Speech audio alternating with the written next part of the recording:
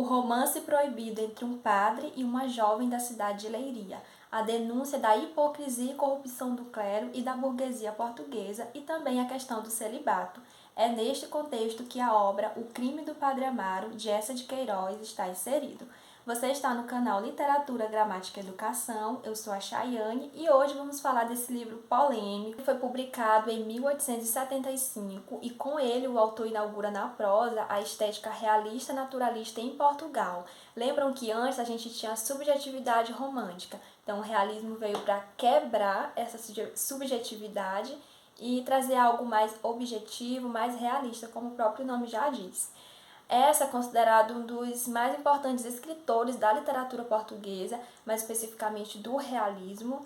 Na verdade, ele é considerado um grande escritor mundialmente, porque não há como falar de literatura sem citar Eça de Queiroz. Com forte teor social e político, o livro denuncia a corrupção dos padres que manipulam a população em favor da elite. A questão do celibato também é muito retratada ao longo da narrativa. Trata, portanto, de temas bastante polêmicos que causaram um grande escândalo na época, foi alvo de perseguição e recebeu inúmeras críticas por seu conteúdo relacionado à sexualidade, à sensualidade, ao celibato, ao poder eclesiástico, etc.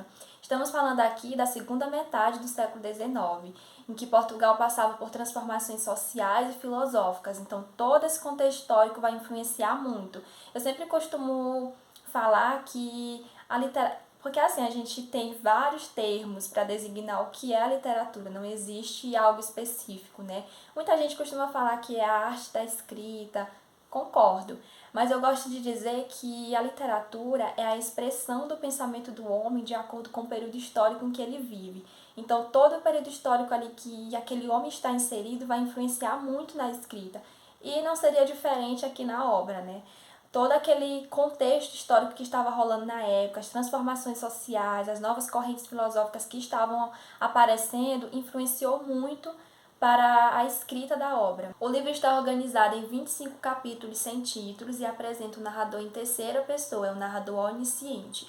A obra tem como espaço a cidade de Leiria, em Portugal. Inicialmente vai retratar a morte do pároco José Miguel e em sequência fazer descrições sobre a chegada de um novo padre, que no caso é Amaro. A trama se centra no romance proibido entre Amaro e Amélia, filha da dona da pensão que recebeu o padre, no caso é a São Joaneira. Amaro é um jovem padre sem vocação, que entrou para o sacerdócio por influência da Marquesa de Alegre, sua protetora. Os pais de Amaro eram criados à Marquesa e eles morreram quando Amaro era ainda criança. Então, desde cedo a Marquesa decidiu cuidar da sua educação, ela tinha muito carinho por Amaro e decidiu adotá-lo. E ela tinha esse desejo que ele entrasse para o seminário aos 15 anos de idade, e assim aconteceu. Amélia é uma jovem ingênua, beata, devota, de fácil manipulação, e a atração entre ela e Amaro é evidente desde o primeiro contato. Amélia era noiva de João Eduardo, e quando João Eduardo percebeu a ligação entre ela e Amaro, ele foi dominado pelo ciúme e o sentimento de ódio ao clero. Então, através de um comunicado anônimo, ele aponta todos os defeitos e pecados dos pares da região, especificando os de Amaro e o seu caso amoroso com Amélia. Mas o comunicado teve um efeito contrário do esperado por ele, então ele foi descoberto, ficou sem emprego, sem casamento, teve que sair da cidade. Inclusive, ele é o principal representante do movimento anticlerical que ganhou força em Portugal no final do século XIX. Já a São Joaneira, mãe da Amélia, era amante do Cônego Dias. O Cônego Dias era protetor de Amaro, ele sabia tudo sobre a relação entre Amaro e Amélia. A Amélia, inclusive, engravidou de Amaro e o Cônego encobertou tudo, tanto ele como a Dionisa, que era criada de Amaro. Inclusive, gente, essa questão da hipocrisia está tanto ligada ao sacerdócio como também aos devotos. A Dona Josefa Dias, que é a irmã do Cônego Dias, a São Joaneira, a Dona Maria da Assunção, entre outras, que são as pessoas que estão sempre ali na casa da São Joaneira, são extremamente fofoqueiras, que gostam de apontar o pecado dos outros como se elas não tivessem pecado algum. E algo também que eu achei bastante interessante é que Amaro vai mostrando aos poucos quem ele verdadeiramente é. Ele é muito manipulador, obsessivo, ciumento, egoísta, extremamente egoísta, principalmente depois que a Amélia engravida a gente consegue ver isso, o quanto que ele não tá nem aí pra ela. Desde que ele não saia prejudicado da história, pra ele não importa quem vai sair prejudicado, não importa se a Amélia vai vai se prejudicar, se ela vai ficar, se a história da gravidez vai se espalhar desde que ele não seja prejudicado, para ele tá ótimo. Inclusive eu separei aqui uma parte, um trecho, na verdade, para ler para vocês. Outra coisa interessante, é tanta coisa para falar. Outra coisa interessante é que Amaro, em vários trechos a gente vê isso, ele sempre colocando a culpa dele ter se tornado padre na Marquesa de Alegres. Ele abominava totalmente o mundo secular por ele ter perdido, como é que diz, né? Por ele ter perdido para sempre os privilégios. E o sacerdócio tirava tudo isso dele. Então ele dizia, fora aquela infernal pega da Marquesa de Alegres. Ele está sempre colocando a culpa na Marquesa. Porque ele realmente não tinha nenhuma vocação. E ele tem muitos desejos carnais, né? Desejos sexuais. E vou ler aqui para vocês. Aqui esse trecho está na página 105. É uma parte que depois que ele se muda da Rua da Misericórdia, que era onde ele estava hospedado, na casa da mãe da Amélia, e aí ele vai para a casa das Sousas.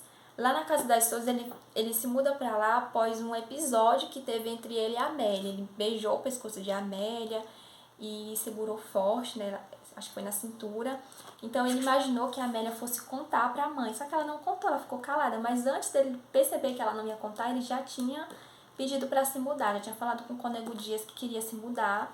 E aí ele se mudou para a Rua das Sousas. E aqui ele tá lá em casa, sozinho, na solidão, e ele começa a demonstrar vários pensamentos. Aqui, inclusive, foi a parte que eu consegui notar de fato, assim, de uma forma bem mais aguçada, quem ele realmente é, sabe? Ele começa a demonstrar tanto sentimentos de ódio por Amélia, como também sentimentos de prazer, de amor, de atração, enfim.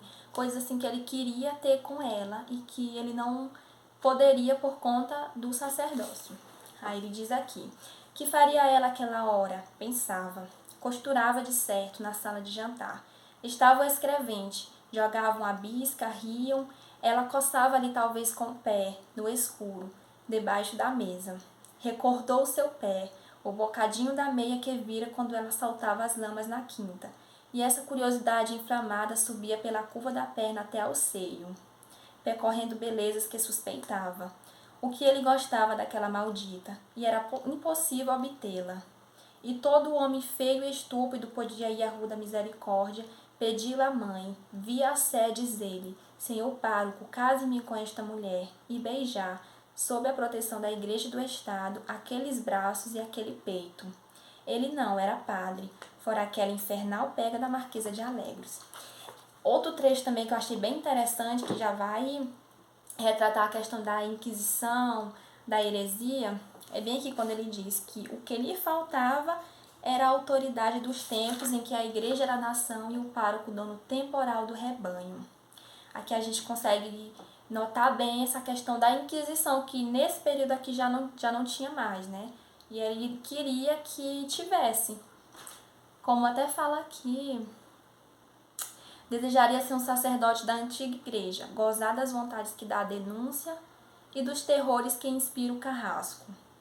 E ali naquela vila, sob a jurisdição da sua sé, fazia estremecer a ideia de castigos torturantes aqueles que aspirassem a realizar felicidades que lhe eram a ele interditas.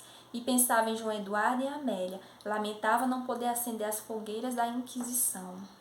Então aqui, gente, desde a página 104 até aqui a página 106, mais ou menos, ele vai estar retratando muito do que ele estava sentindo, sentimentos de ódio, sentimentos de amor por Amélia, o quanto que ele não podia obter ela, e ele ficava sempre pensando nos seios de Amélia, nos pés de Amélia, enfim. Em meio a toda essa hipocrisia, corrupção que a gente estava vendo aí com os padres, todos esses sacerdócios, os devotos também, temos uma figura aqui que também é sacerdote, no caso o Abade Ferrão, ele é extremamente altruísta, ele quem ajuda a Amélia, ela começa a se confessar com ele e ele vai ajudando ela a sair dessa sensação, desse sentimento que ela tem de que está sempre em pecado.